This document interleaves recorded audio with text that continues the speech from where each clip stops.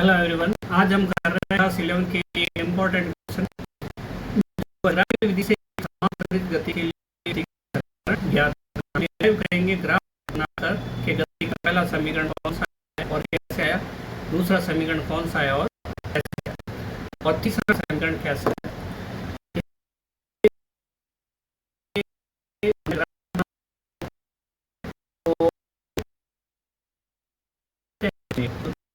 पहले हमने हम समय लेते हैं और y अक्ष है उसके ऊपर हम x है ये 0 और ये x अक्ष दिशा और ये y अक्ष दिशा, ठीक है। और x अक्ष की साइड हम लेते हैं समय और y अक्ष की तरफ लेते हैं हम चाल या वेग, ठीक है। यहाँ पे इस बिंदु को हम a मान लेंगे और यहाँ पे प्रारंभिक वेग है और इस बिंदु को हम b मान लेंगे और यहाँ पे अंतिम वेग b आता है जो हम यहाँ पर लिखेंगे लंब y अक्ष पर और ये अंतिम वेग v होगी, ठीक है। गति प्रारंभ होती है, उस वेग को हम प्रारंभिक वेग कहते हैं जिस वेग से गति प्रारंभ होती है, और लास्ट में b पॉइंट पर जितना वेग उसका होगा उस समय हम इसको अंतिम वेग कहेंगे। और यहाँ पे देखें तो टाइम कितना है, 0 है और b से x अक्ष पे लंब अगर डालते हैं तो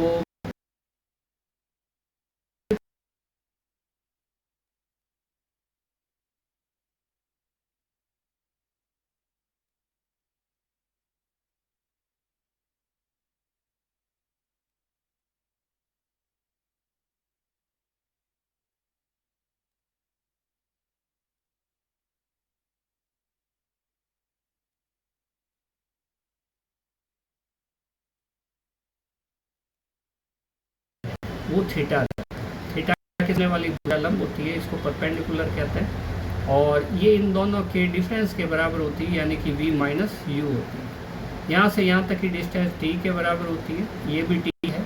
यहाँ से यहाँ तक की डिस्टेंस देखो 0 से u है तो u रहेगा, और ये आमने सामने की भुजाएं बराबर होती है इसलिए u रहेगा, ठीक है। तो अब गति के तीनों व्युत्पन्न करना चाहिए। गति के जो तीनों समीकरण हैं वो हमारे पास कौन कौन से हैं। सबसे पहला है हमारे पास u, दूसरा है v u, पहला है हमारे पास v equal to u plus a t, दूसरा हमारे पास है s equal to u t plus half a t square, और तीसरा है हमारे पास v स्क्वायर बराबर u स्क्वायर 2as। ये समान त्वरित गति। यहाँ पे कौन कौन सी भौतिक राशि क्या है, u प्रारंभिक वेग है, v अंतिम वेग है, ये त्वरण है, और t समय, s विस्थापन है, प्रारंभिक स्थिति और अंतिम स्थिति के बीच की सीधी दूरी, और ये हमारे पास एक समान त्वरण है, कांस्टेंट है, ठीक है। तो ये है अपने पास गति के समीकरण। ये जो गति के समीकरण है इसमें से हम सबसे पहला समीकरण व्युत्पन्न करेंगे। आपको ध्यान रखना है कि जो पहला समीकरण व्युत्पन्न कर रहे हैं उसके लिए हम क्या काम करेंगे। ये जो हमारे पास त्रिभुज है ए बी और सी, ए बी सी, इसके अंदर हम tan थीटा निकालने वाले हैं। तो ये रहेगा अपने पास tan थीटा, ठीक है, इक्वल टू अपने पास लंब बटा आधार, परपेंडिकुलर अपॉन बेस, ठीक है। हम निकाल रहे हैं गति का प्रथम समीकरण 1 नंबर। तो अगलंब है यहाँ पे v माइनस यू के बराबर, ये दिख रहा है v माइनस यू, और आधार है अपने पास ये देखो AC, किसके बराबर है, t के बराबर। तो ये हो गया अपने पास tan थीटा। ध्यान से देखें तो हमें पता चलता है कि ये वेग में परिवर्तन और परिवर्तन में लगा समय इसका भाग है, वेग में परिवर्तन बटा परिवर्तन में लगा समय, ठीक है। तो ये ऐसा होने पर क्या हो गया कि ये भौतिक राशि जो हो गई tan थीटा जो हो गया वो किसके बराबर हो गया, त्वरण a के बराबर हो गया। त्वरण को हम a से प्रदर्शित करते हैं, और अगर त्वरण को a से प्रदर्शित करते हैं तो हम यहाँ से ये जो tan थीटा इसको हटा के हम क्या लिख देंगे, v माइनस यू लिख देंगे। टेन थीटा को हटाकर हम ए लिख देंगे।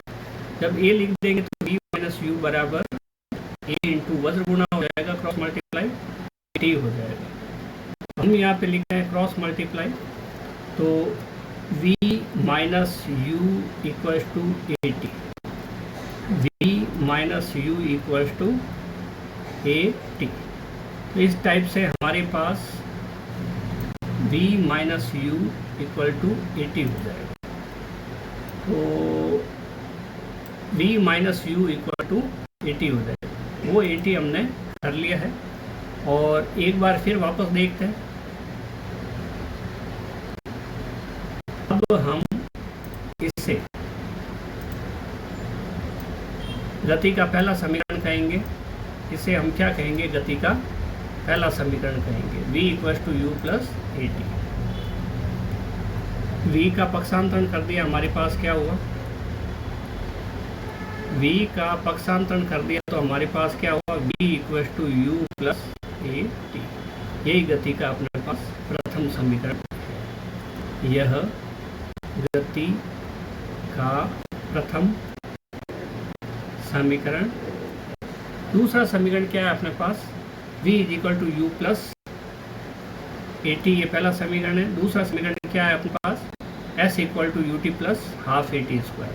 तो देखें अपने पास ये जो एरिया है ए बी सी, ठीक है, प्लस ये जो एरिया है इसका ए सी डी ओ, ए सी डी ओ, इनका एरिया है। तो इसके अंदर हमें क्या काम करना है कि आकृति एक यानी कि ये वाली आकृति और फिर आकृति दो यानी कि ये वाली आकृति त्रिभुज की, दोनों का क्षेत्रफल अगर निकाल के जोड़ देते हैं तो हमें विस्थापन आ जाता है। या तो एक इम्पोर्टेंट क्वेश्चन भी बनता है कि वेग और समय ग्राफ का क्षेत्रफल हमें क्या बताता है, वेग समय ग्राफ का क्षेत्रफल हमें क्या बताता है, विस्थापन बताएगा, और हम इससे s निकालेंगे। ठीक है, तो लिखते हैं यहाँ पे द्वितीय समीकरण ज्ञात करते हैं।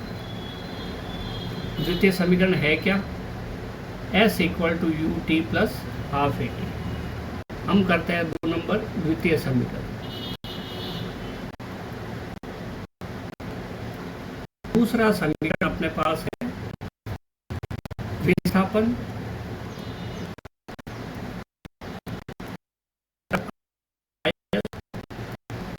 आयत का नाम है अपने पास ए सी ओ का क्षेत्रफल प्लस त्रिभुज ए बी सी का क्षेत्रफल। हमें इनके सूत्र याद है, विस्थापन को ऐसे प्रदर्शित करते हैं, आयत होता है लंबाई इंटू चौड़ाई, ठीक है, लंबाई इंटू चौड़ाई, प्लस ये होता है हाफ ए बी सी, आधार इंटू ऊंचाई।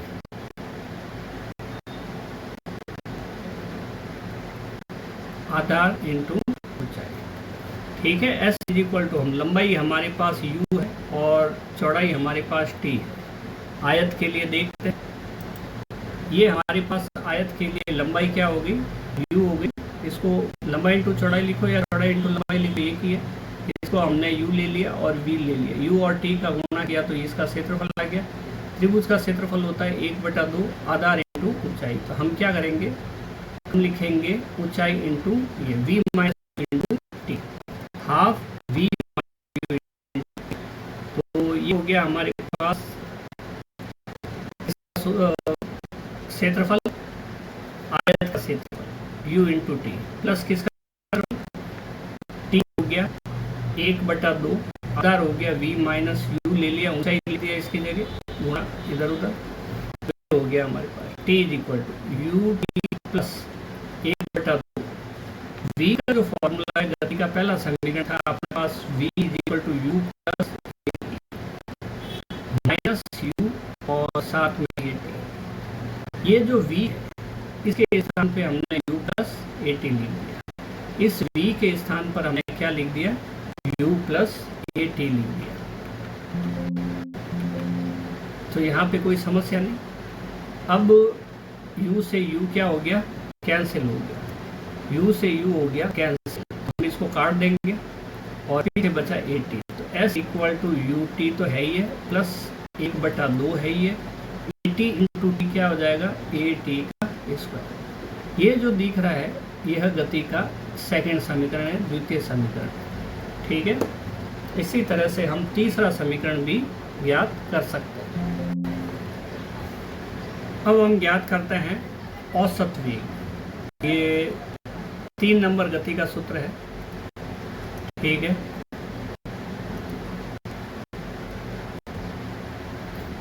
तीन नंबर गति का सूत्र है और हम ज्ञात कर रहे हैं औसत, ये तृतीय समीकरण, तृतीय समीकरण।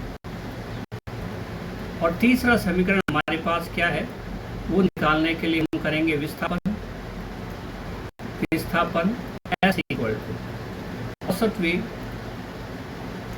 औसत वेग का मतलब होता है राशियों का वेग बटा राशियों की संख्या, तो इनटू समय। विस्थापन बराबर होता है चाल इंटू समय, तो औसत वेग इंटू समय लिख दिया। S बराबर, यहाँ पे वेग 2 है, u प्लस वी, और अपॉन में राशियों का योग हो गया, प्रारंभिक वेग प्लस अंतिम वेग, और साथ में समय हो गया t। ध्यान से देखें, ये हमारे पास S बराबर है 1/2,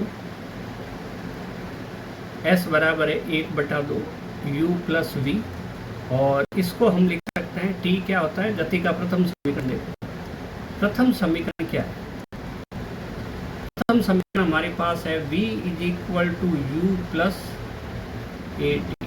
तो यहाँ पे ए टी बराबर हो जाएगा v माइनस यू, और t बराबर हो जाएगा v minus u upon t. हम यहाँ पे क्या लिख देंगे, v minus u upon t. तो इस तरह से ये t भी इधर लेके आ जाओ, यहाँ पे हमारे पास हो जाएगा हाफ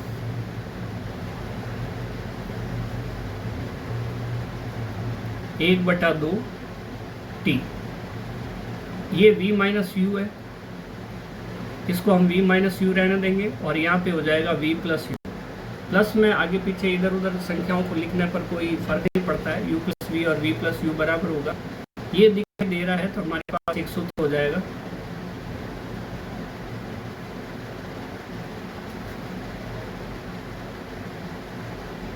यहाँ पे हमें a लिखना होगा और यहाँ पे हमें a लिखना होगा। तो ये हमारे पास हो गया S इक्वल टू 1/2a, और इधर हो गया v square minus u square, a plus b into a minus b formula बनेगा। फिर नेक्स्ट देखते हैं हम, तो इसका वज्र गुणा इधर अगर हो जाता है तो 2as बराबर v square minus u square. देखें वज्र गुणा कर लेते हैं हम, s तो इधर था ही, 2a इधर से ऊपर आ गया, और v square minus u square, तो ये हो जाएगा v स्क्वायर, और यू स्क्वायर इधर आने पर you square plus 2as, v square बराबर यू स्क्वायर प्लस 2as।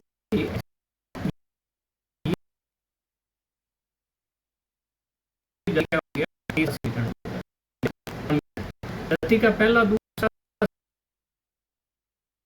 कैसे